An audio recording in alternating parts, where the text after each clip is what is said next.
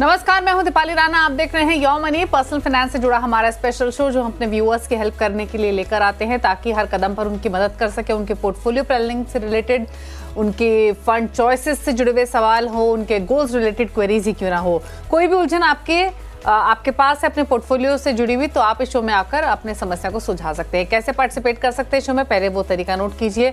आप WhatsApp, email या social platforms के थ्रू कनेक्ट कर सकते हैं। 7045220000 हमारा व्हाट्सएप नंबर है। आप हमें ईमेल कीजिए yourmoney@nw18.com। फेसबुक, ट्विटर पर जाएंगे तो ये शो आप लाइव भी देख सकते हैं, अपने क्वेश्चंस भी पोस्ट कर सकते हैं #AskAwaz yourmoney लिखकर। आज हमारे साथ हैं कंप्लीट सर्कल कैपिटल के पार्टनर और वेस्ट जोन के हेड विकास पुरी, आपकी सभी क्वेरीज को आंसर करने के लिए। विकास जी नमस्कार, स्वागत है आपका। और क्वेरीज लें उससे पहले आज हम रिवर्स मॉर्टगेज की बात करेंगे कि रिवर्स मॉर्टगेज होता क्या है, किस तरीके से ये काम करता है, क्या एलिजिबिलिटी क्राइटेरिया होता है, तो हर पर्सपेक्टिव से डिटेल्स को समझेंगे। लेकिन पहले बताइए कि हमारे व्यूअर्स को जो नहीं जानते हैं कि रिवर्स मॉर्टगेज होता क्या है। धन्यवाद दीपाली जी, अपने शो में बुलाने के लिए। देखिए दीपाली, ये जो रिवर्स मॉर्टगेज है, इंडिया में अभी उतना लोगों को जानकारी नहीं है, बट यूएस या यूरोप में जहाँ पे डेवलप्ड कंट्रीज हैं, जहाँ पे न्यूक्लियर फैमिलीज हैं, या जहाँ पे बहुत सारे ऐसे सीनियर सिटीजन हैं जिनके साथ कोई बच्चे नहीं रहते, और लास्ट एज में जब उनको पैसे की जरूरत पड़ती है और उनके पास कोई सोर्स ऑफ इनकम नहीं है, तो वो क्या करते हैं, अपना घर जो है वो बैंक को मॉर्टगेज कर देते हैं for a tenure of 10 year, 15 year और 20 ईयर, बेस्ड ऑन हर एक बैंक की अपनी एक वो रहती है कैलकुलेशन, प्लस किस एज में आप वो ले रहे हैं। जनरली वो सीनियर सिटीजन के लिए होता है। तो कॉन्सेप्ट ये है इसमें कि मान लीजिए कोई, जैसे इंडिया के कॉन्सेप्ट में समझते हैं कि आने वाले समय में यदि कोई ऐसे सीनियर सिटीजन कपल हैं जिनके कोई बच्चे साथ में नहीं रहते, शायद वो फॉरेन सेटल हो गए हैं या बच्चे हैं ही नहीं उनके, और उनके पास में कोई सोर्स ऑफ जो इनकम है, रेगुलर इनकम नहीं है, अब केवल आ जाके एक घर है अगर उनके पास, तो अब क्या किया जाए। तो ऐसे केस में बैंक के पास एक प्रोडक्ट होता है which is called reverse mortgage. उसमें क्या होता है, बैंक आएगा और बैंक घर की एक वैल्यू तय करेगा। वैल्यू तय करने के बाद मान लीजिए वो 2 करोड़ या 3 करोड़ का घर है, अप टू मैक्सिमम 1 करोड़ तक वो देते हैं। वो 1 करोड़ आपको इन अ फॉर्म ऑफ लोन दे देंगे। उसमें आप थोड़ा सा लमसम ले सकते हैं, बाकी आप मंथली अपना ईएमआई के हिसाब से ले सकते हैं, या शुरू से ही आप उसको लमसम ना लेके केवल मंथली आप इनफ्लो लेते रहें। उसमें एक तरह का लोन है। लेकिन होगा क्या कि घर जो है बैंक के पास मॉर्टगेज हो जाएगा, और मान लीजिए वो सीनियर सिटीजन जो है वो 60 की एज उन्होंने एक्वायर कर लिया, तो वही क्वालिफाई करेंगे, मेल मेंबर, और फीमेल 58। नाउ अब क्या होगा कि मान लीजिए उन्होंने 15 ईयर्स का लोन लिया, विच मीन 60 से लेके 75 की एज तक, और अगर वो सीनियर सिटीजन अपना टेन्योर जो है वो बीच में कुछ अगर उनको हो जाता है, तो वो जो उनको रेगुलर मंथली इनकम जो है वो उनकी वाइफ को ट्रांसफर हो जाएगी या उनको आती रहेगी। और इसमें ऐसा होता है कि यदि किसी ने अपना टेन्योर कंप्लीट कर लिया, तो अब वो पैसे अगर नहीं दे सकते हैं, तो बैंक उस घर को सेल ऑफ करेगा, अपने जो पैसे हैं वो रिकवर करके बाकी का पैसा जो है वो उनको दे देगा। इसमें एक्सटेंड भी होता है, तो ये थोड़ा सा सब्जेक्टिव है कि किस एज में कोई रिवर्स मॉर्टगेज कर रहा है। बट आइडिया ये है कि ये एक तरह का फाइनेंशियल सिक्योरिटी है। यदि किसी के पास कोई विकल्प नहीं रहा और केवल अपना एक घर बचा हुआ है, वो घर भी आपको एक तरह से एसेट की तरह काम करेगा फॉर अ रेगुलर इनफ्लो। अच्छा विकास जी, बेसिक डॉक्यूमेंटेशन तो वही रिक्वायर्ड होगी जो कि आमतौर पर लोन लेने के लिए रिक्वायरमेंट होती है, बट क्या आप रिवर्स मॉर्टगेज जॉइंट अकाउंट के जरिए या फिर जॉइंट पार्टिसिपेट करके भी ले सकते हैं क्या, पहली चीज़। दूसरा, ये आपने एज की जैसे बात की, क्या एज के हिसाब से भी अमाउंट डिसाइड होता है क्या, ये सारे फैक्टर्स भी इस केस में भी प्ले होते हैं, या फिर सिर्फ जो भी आप चीज़ जिसके अगेंस्ट रिवर्स मॉर्टगेज कर रहे हैं सिर्फ वो उसकी रेलेवेंस सबसे ज्यादा होती है? देखिए, 2-3 चीजें हैं इसमें। एक तो घर की वैल्यू क्या है, और घर जो है प्रॉपर रजिस्टर्ड होम होना चाहिए। तो वो जगह या वो ऐसी प्रॉपर्टीज जो रजिस्टर्ड नहीं है वो इसके अंदर दायरे में नहीं आती। दूसरा, one has to be a senior citizen, यानी 60 प्लस होना चाहिए। तो ऑब्वियसली लोन जो है वो ये भी तय करेगा कि किस एज में एंटर कर रहे हैं। यदि कोई आदमी 82 ईयर्स के हैं, तो शायद बैंक उस समय वो प्रोडक्ट उनको ऑफर ना करे। लेकिन अगर उनको बैंक को लगता है कि 10 साल तक का मैं इनको लोन दे सकता हूं, या मान लीजिए कोई 70 ईयर्स की एज में एंटर करते हैं, तो ब्रॉडली अगर इंडिया में अगर आप एवरेज एज देखें बढ़ता जा रहा है, तो हो सकता है बैंक बोले कि ठीक है, मैं आपको 10 ईयर्स तक के लिए ये रिवर्स मॉर्टगेज प्रोडक्ट दे सकता हूं। तो घर की जो परिस्थिति है, घर की जो लोकेशन है, और घर का जो मॉर्टगेज अगर वो कर सकते हैं, प्रॉपर पेपर्स हैं, उसके रजिस्टर्ड डॉक्यूमेंट्स हैं, तो ही वो घर जो है बैंक लेगा। और दूसरा, जैसे आपने बोला कि एज क्या है, तो एज में ऑब्वियसली अगर कोई 60 इयर्स के हो चुके हैं तो उन वहां से लेके आगे, और लोन उसको मिलेगा जिसके घर, जिसके नाम पे वो रजिस्ट्री हुई है या जिसके नाम पे घर है। दीपाली, तो ये बहुत इंपॉर्टेंट पॉइंट आपने रेज किया कि वो मिलेगा किस तरीके से। तो जो आपका ओनरशिप रहेगा घर का, उसी को ही ये लोन मिलेगा। अच्छा, और दूसरी चीज, प्रोसेसिंग फीस हो या इंटरेस्ट रेट्स हो, वो किस तरीके से रहते हैं इस तरीके के रिवर्स मॉर्टगेजेस के केस में?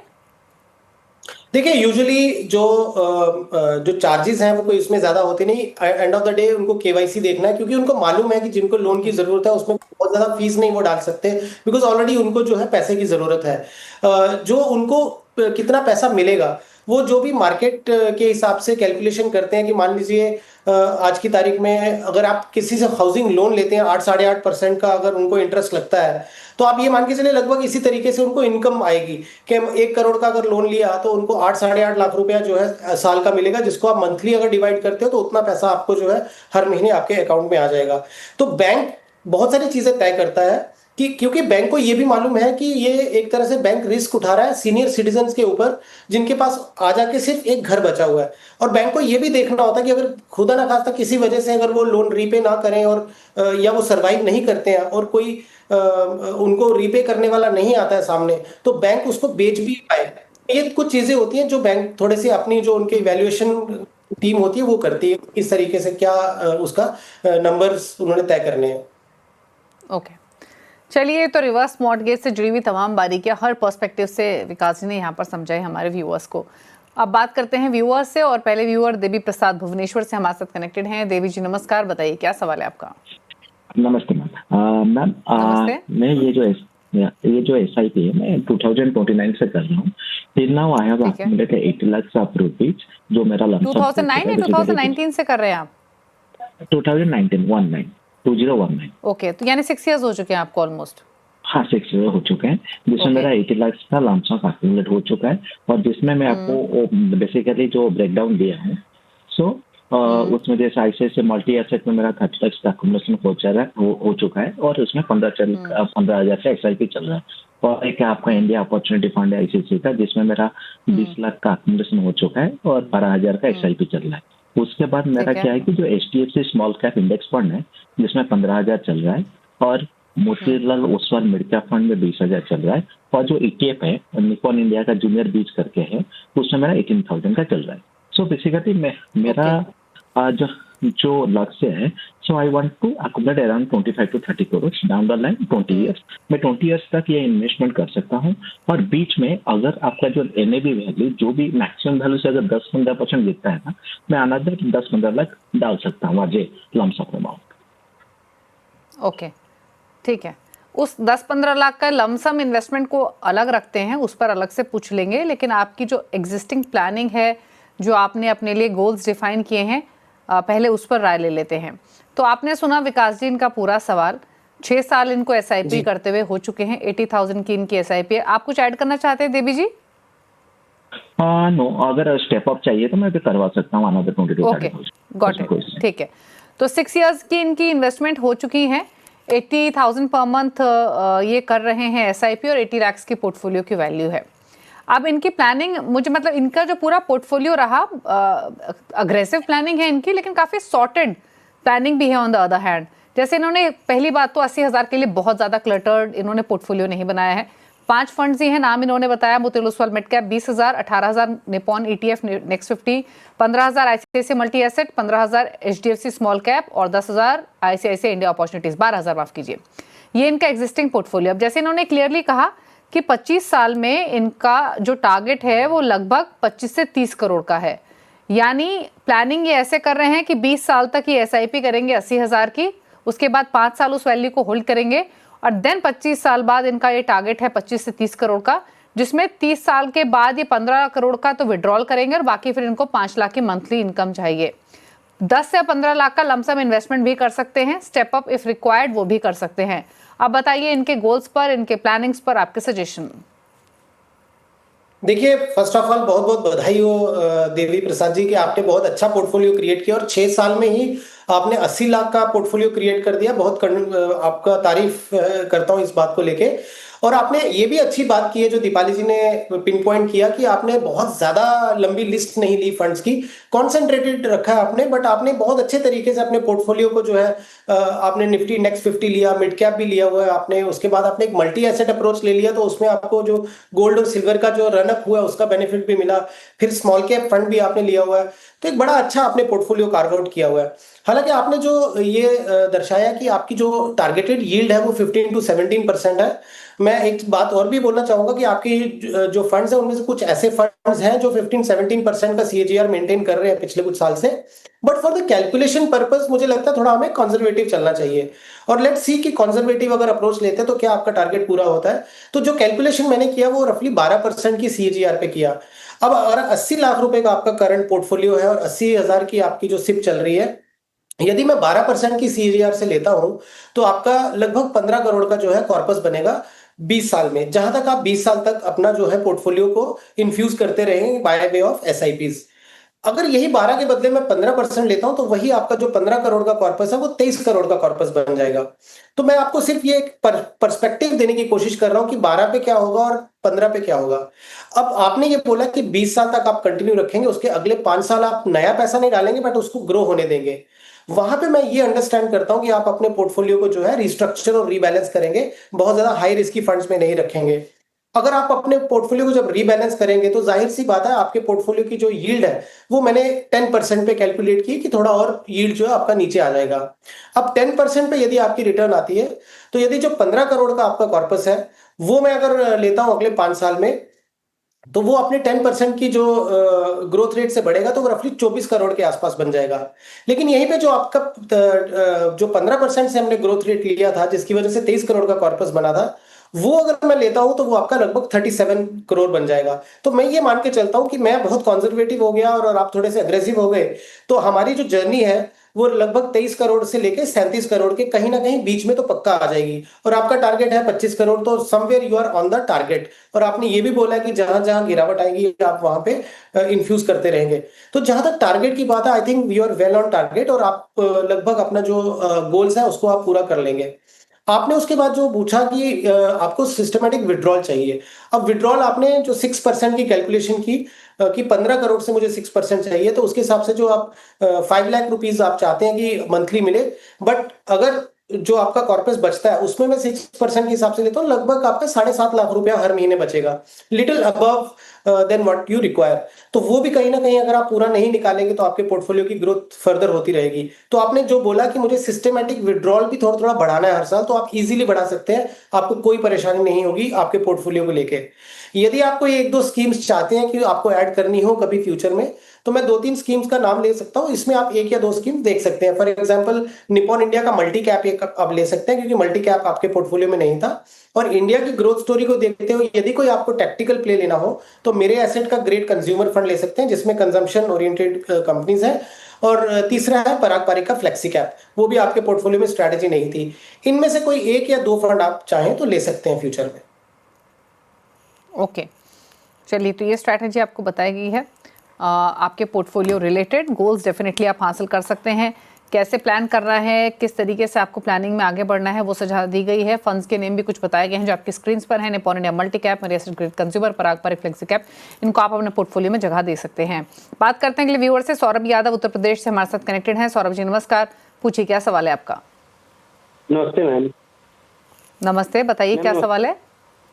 मैम अपना पोर्टफोलियो हमने आपके पास भेजा है मैम। आपके पोर्टफोलियो है सौरभ मेरे पास, बताइए अपना सवाल। हाँ मैम, मैं तो जानना चाह रहा हूँ कि सर मैम मेरा पोर्टफोलियो कैसा है, क्या मेरा गोल अचीव हो जाएगा, या मेरा पोर्टफोलियो जो मैंने फंड चयन किया वो परफेक्ट है या कोई बदलाव की आवश्यकता है। मेरा एनपीएस में भी मैम कटता है, तो मैंने वो भी आपको पूरा डिटेल भेजा हुआ है। ठीक है, ठीक है।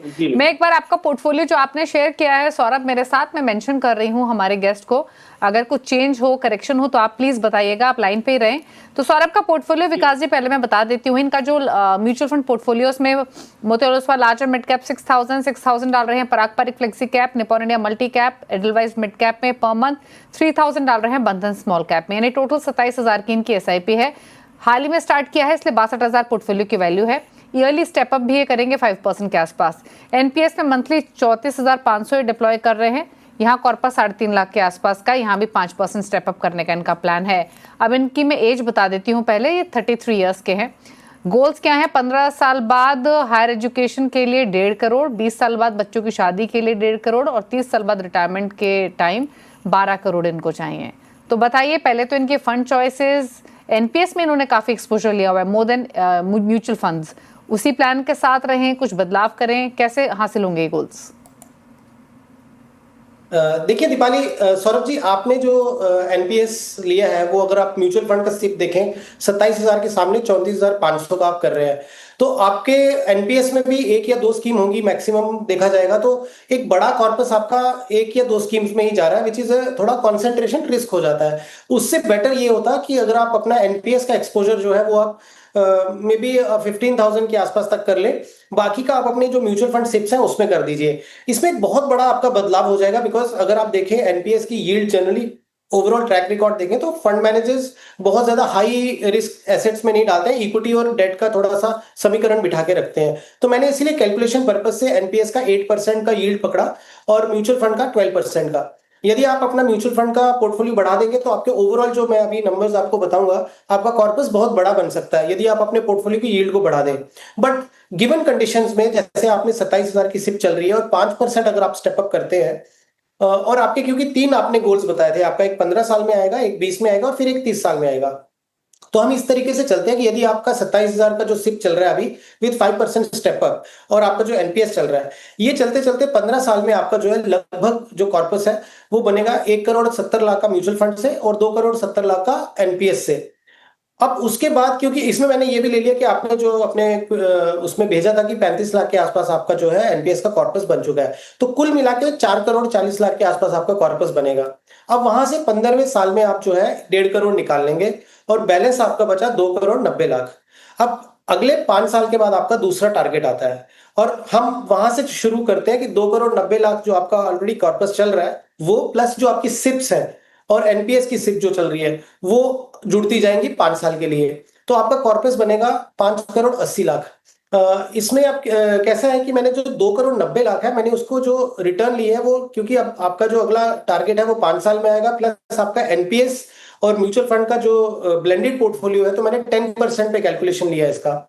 16th ईयर में जो है आप जो सिप अमाउंट है, क्योंकि 5% का आप स्टेप रुपए की आपकी सिप हो जाएगी म्यूचुअल फंड की, और वहीं एनपीएस की जो सिप अमाउंट होगी वो 71,700 हो जाएगी। तो इसीलिए हमने बोला कि आपको अपना जो एनपीएस का है एक्सपोजर कम कर देना चाहिए। बट एनीवेज अगर ये इस तरीके से चलता रहा तो आपने जब अपना अगला जो सेकंड टारगेट है उसमें फिर से 1.5 करोड़ निकाल लिया, तो अब आपके पास बच गया 4 करोड़ 30 लाख।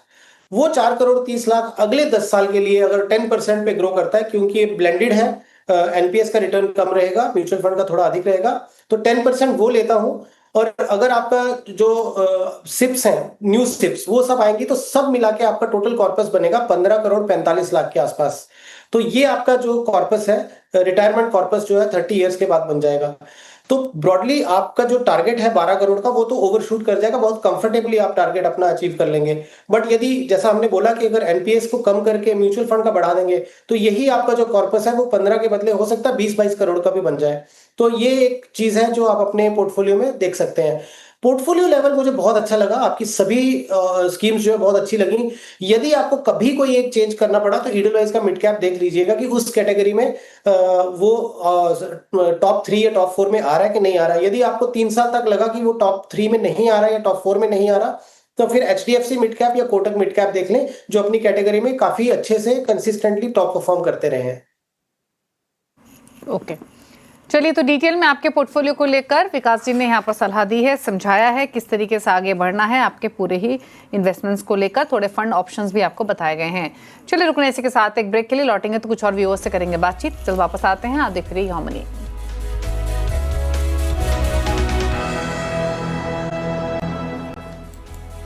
आप देख रहे हैं यो मनी, हमारे साथ विकासपुरी मौजूद हैं क्वेरीज को आंसर करने के लिए। बात करते हैं कुछ और व्यूअर्स से, और अगले व्यूअर हमारे साथ हैं रोहित राज, लखनऊ से कनेक्टेड है हमारे साथ सवाल पूछने के लिए। रोहित, गुड इवनिंग, बताइए अपना सवाल। Good evening ma'am. मेरा सवाल ये था कि मुझे गोल्ड में इन्वेस्ट करना था, तो किस में इन्वेस्ट करूं, ETF में या म्यूचुअल फंड में?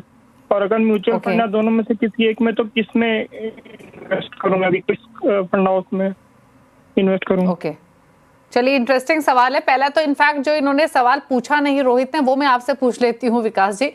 जहां सोना इस साल की शुरुआत से लेकर अब तक जबरदस्त रिटर्न ऑलरेडी डिलीवर कर चुका है, एग्जिस्टिंग लेवल्स पे एंट्री लेना कितना सही डिसीजन है?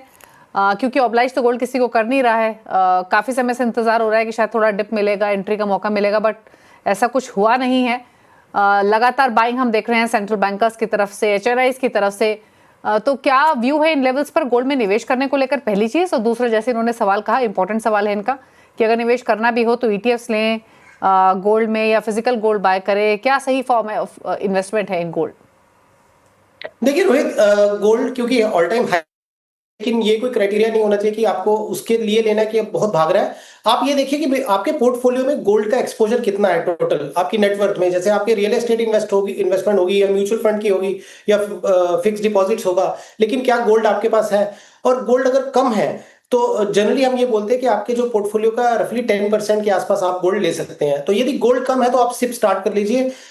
ये कभी भी ऐसा नहीं है कि इट्स लेट, और बेटर लेट देन नेवर वाली सिचुएशन भी हो जाती है। तो आप गोल्ड तब ले लीजिए अगर आपका गोल्ड का एक्सपोजर 10% से आपके पोर्टफोलियो में कम है, लेकिन हाँ, सिप रूट से लीजिए, वो बेटर रहेगा। दूसरा, अगर आपका गोल्ड ऑलरेडी आपने बहुत ज्यादा लिया हुआ है और वो 20-25% आपके पोर्टफोलियो का हिस्सा हो गया, तो बेटर आप उसको ट्रिम डाउन करिए। तीसरा ये है कि जैसे अगर आपने गोल्ड लेना है, अगर आपके पास में डीमैट अकाउंट है तो आप गोल्ड बीज होते हैं वो ले लीजिए या गोल्ड ETF ले लीजिए। अगर आप डीमैट नहीं होल्ड करते हैं तो म्यूचुअल फंड्स बहुत सारे हैं जो आपको गोल्ड फंड की ऑप्शन देते हैं, लाइक SBI गोल्ड फंड हो गया या ICICI का गोल्ड सेविंग्स फंड हो गया या एक्सिस का गोल्ड फंड हो गया। तो ये आप इस तरीके से गोल्ड फंड में म्यूचुअल फंड रूट से भी जा सकते हैं। ओके ठीक है, तो ये आपको सलाह दी गई। इनफैक्ट इसी के साथ साथ एक चीज और मैं आपसे पूछ लेती हूँ, सिल्वर को लेकर यूफोरिया ज्यादा, और इनफैक्ट सिल्वर को लेकर तो कहा जा रहा है विकास जी कि सिल्वर इज न्यू गोल्ड, और देखिए गोल्ड के रिटर्न्स को भी सरपास किया है सिल्वर ने। और इनफैक्ट कुछ ही देर पहले हम कुछ एक्सपर्ट से बातचीत कर भी रहे थे, उनका कहना तो यह है कि जो HNIs है वो इक्विटी से पैसा निकाल के सिल्वर में डाल रहे हैं। तो यानी इन स्तरों पर जहां पर जो कि मल्टी ईयर हायर लेवल्स हैं चांदी के, वहां भी कंसिस्टेंटली बाइंग हो रही है, ऐसा नहीं है कि पीक लेवल्स पर हैं। तो सिल्वर को लेकर आपका व्यू क्या है, इन्वेस्टमेंट को लेकर? क्या सिल्वर में भी थोड़ा एक्सपोजर उन लोगों को देना चाहिए जिनके पोर्टफोलियो में इस बुलियंस में कोई भी एक्सपोजर नहीं है, कोई भी इन्वेस्टमेंट नहीं है? और अगर हाँ, तो सिल्वर में बेस्ट फॉर्म आपके हिसाब से क्या है निवेश करने का? देखिए दीपाली, क्योंकि सिल्वर का इंडस्ट्रियल यूज बढ़ गया है अचानक से, अगर आप देखेंगे तो सोलार पैनल्स में, सेमीकंडक्टर्स में, क्योंकि इलेक्ट्रिसिटी का बहुत अच्छा कंडक्टर होता है सिल्वर, तो अचानक से उसका यूसेज बढ़ गया। प्लस फार्मास्यूटिकल में भी उसका यूसेज हो गया है। तो नॉट बिकॉज कि गोल्ड भाग रहा है उसकी वजह से सिल्वर भाग रहा है, इसकी यूसेज बढ़ गई है इंडस्ट्रियल। तो definitely silver should also be part of the portfolio. तो इसका बेस्ट तरीका दीपाली जी ये हो सकता है कि मेरे एसेट ने एक फंड लॉन्च किया, मेरे asset gold silver passive fund of fund. वो एक ही फंड में आपको गोल्ड का और सिल्वर का एक्सपोजर मिल जाएगा। मुझे लगता है ये बहुत अच्छा विकल्प है आपका। तो आप सभी निवेशक जो अपना सिल्वर और गोल्ड दोनों में एक्सपोजर लेना चाहते हैं, तो इस फंड में मेरे asset gold silver passive fund of fund में एक सिप लगा लेंगे तो आपको एक एक्सपोजर जो है दोनों एसेट क्लास में मिलना शुरू हो जाएगा। और जैसा मैंने बोला कि आपके पोर्टफोलियो का 10 to 15% जो एक्सपोजर है वो कमोडिटीज में हो सकता है। तो मे बी अगर आप उसको फंड रूट से ना लें, अगर डायरेक्टली आप अपने डीमैट के थ्रू अगर बाय कर रहे हैं, तो आप गोल्ड बीज बाय कर लें 10% तक, 5% तक आप सिल्वर बीज बाय कर लें, या हाफ कर लें 7.5% बट अपने पोर्टफोलियो में जरूर जोड़ सकते हैं। लेकिन एक बात जरूर याद रखें, हर एक एसेट क्लास की एक साइकिल होती है। हो सकता है थोड़ी देर के लिए एसेट क्लास में उस तरीके के रिटर्न ना आए जो पिछले 2-3 साल में आया है, लेकिन यदि आपका टाइम होराइजन 8-10 साल का है तो डेफिनेटली ये एसेट क्लास भी आपको एक अच्छा रिटर्न देके जाएगा। ओके चलिए, तो ये रही सलाह आपके लिए गोल्ड सिल्वर दोनों पर ही, और पोर्टफोलियो एलोकेशन को लेकर भी। चलिए पूछ लेते हैं आप टॉप 4 फंड्स। बताइए विकास जी, आपके टॉप 4 चॉइसेस क्या हैं अगर कोई भी पोर्टफोलियो क्रिएट करना चाहे आपके हिसाब से?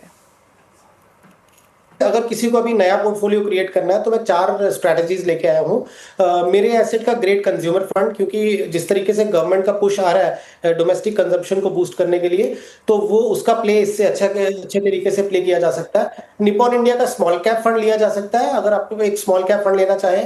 आईसीआईसीआई प्रू का इंडिया अपॉर्चुनिटीज फंड और एचडीएफसी निफ्टी 100 इंडेक्स फंड। तो आपको एक इंडेक्स लार्ज कैप एक्सपोजर भी मिल जाएगा, आपको एक डायनेमिकली मैनेज्ड म्यूचुअल फंड मिल जाएगा in the form of India opportunities fund ICICI का, स्मॉल कैप का एक्सपोजर भी मिल जाएगा और मेरे एसेट ग्रेट कंज्यूमर फंड। तो ये 4 फंड के थ्रू अपना पोर्टफोलियो बनाया जा सकता है। ओके चलिए, तो मेरा ये Asset Great Consumer, Nippon India Small Cap, ICICI Pru India Opportunities, HDFC Nifty 100 Index, ये चॉइसेस है विकास जी की तरफ से। चलिए शुक्रिया विकास जी आने के लिए शो में और सभी क्वेरीज को आंसर करने के लिए। इसी के साथ योर मनी में तो इतना ही। ब्रेक के उस पर भी खबरें जारी हैं। नमस्कार।